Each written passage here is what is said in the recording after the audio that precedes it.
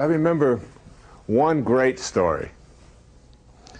I practiced this meditation, and this meditation involves a sound, repeating this sound, the sound of God, as Muktananda talked about, endlessly repeat his name over and over again, with inwardly and outwardly.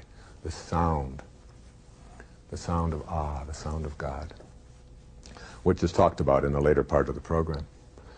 And I had been doing it for 15 days.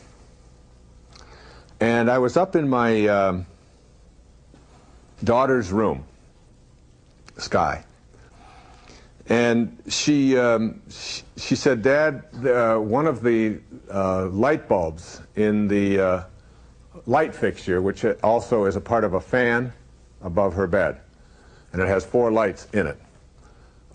She said, one of the light bulbs is out. Would you come up and change it?" Now, my kids are usually very nervous about this sort of thing because I have already established myself as someone who can't do these kind of things. All right? And if I do, horrible things are going to happen. Not because I don't have the talent, but because I have figured out if everybody believes I can't do this, they won't bug me about it. All right? And so I love it when my kids laugh at me trying to fix something, and then my wife calls a repairman, and everybody has these Native American names. You remember the Native American movie, what was it?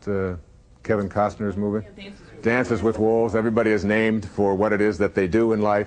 My name, my Indian name, my Native American name is He Writes the Checks. Okay? And so I like that, by the way. That's the name I want to have, all right? I mean, I don't want to be cleaning up the garages and fixing tables and, trying to get when the tire is flat. I get a new tire. That's fine. That's sort of the way I've done that, all right? So, anyway. So I went up to her room and I said, this is something I can definitely do. I definitely can change a light bulb, all right? So I got up there and I started turning the light bulb. And I turned it, and I turned it, and I turned it, and nothing was happening. It was just seemed to be getting tighter and tighter and tighter and tighter, And I just kept turning it and losing a little more force, and I would turn it a little harder and a little harder. Eventually, I turned it, and the whole thing snapped. And there I was holding a piece of light bulb with sort of shattered glass, and the metal part was still up there in the socket. And there I am standing there, and Sky said, I should have known not to ask you to... I said, couldn't help it. I said, but I know how to fix this. I said, honey, go downstairs and get a pair of needle-nose pliers. And we'll get that socket, we'll reach up in there, and we'll get it out of the socket. We'll get a hold of that little piece of metal, and we'll turn it, and that will, and then we can replace the light bulb. It's not a problem. So she went downstairs, and she came back up. She said, we don't have any needle-nose pliers. I said, here we go, the cookie thief. I said, we have needle-nose pliers. Don't tell me we don't have them. I know what they are and where they are. And I went down, and of course, I couldn't find them. So I let it go, and I just said, we'll get a new fan. He writes the checks, right? So the next morning, I went out and I went running. Now, I'd been doing this meditation for 15 days, this meditation that's on this program that we'll be doing tomorrow. And as I finished my morning meditation, I then went for a run. And I ran about 12 or 13 miles, which I do almost every single day. Just get out there and run. It's just something that I love to do early in the morning.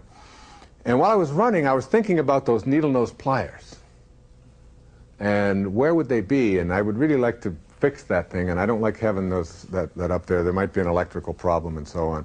And there could be a short in there or something, and I'd like to fix that. And as I came into, and it was even in my meditation, those needle-nose pliers kept coming into my meditation. This sounds so strange, so weird.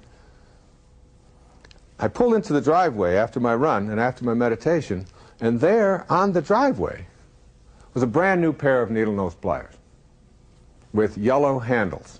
Brand new, which we had never had before. They were just on the driveway.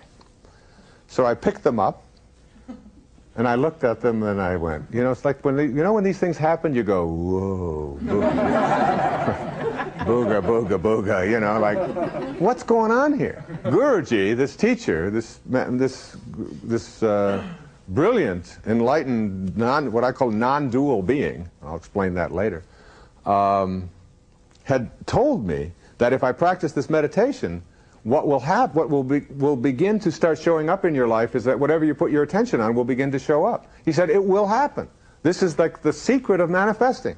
Even though you don't understand it and your rational left brain says, no, no, no, no, no. You don't just think about something and have it happen. He is saying this is exactly what will begin to happen. So I took those needle-nose pliers and I took them in and I showed them to my wife. I said, can you believe this? And I called Sky down. I said, we do have needle-nose pliers. She said, we didn't have those before. I said, I know. I manifested them. You know, I was like acting like really superior, right?